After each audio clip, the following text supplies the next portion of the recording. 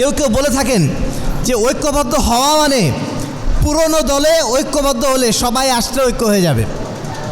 যেই দল পুরনো দল সেই দলে আসলেই ঐক্য হয়ে যাবে, অথবা আমার দলে আসলেই ঐক্য সাধিত হবে।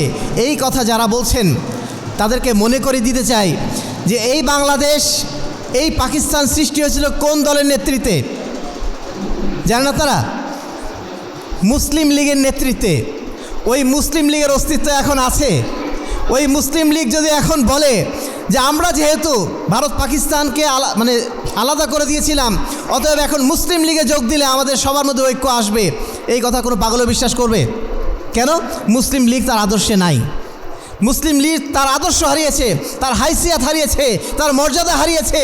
পুরনো ঘোড়ায় এখন নতুন করে আরোহণ করে আর লাভ নেই। আমাদেরকে অবশ্যই নতুন প্ল্যাটফর্ম খুঁজে নিতে হবে। অতএব এই কথা গর্বের সাথে কোনো বলে লাভ নেই যে পুরনো দলে আসা ঐক্য হয়ে যাবে, অথবা আমার দলে আসা ঐক্য হয়ে যাবে। এই কথা একেবারেই অবান্তর কথা।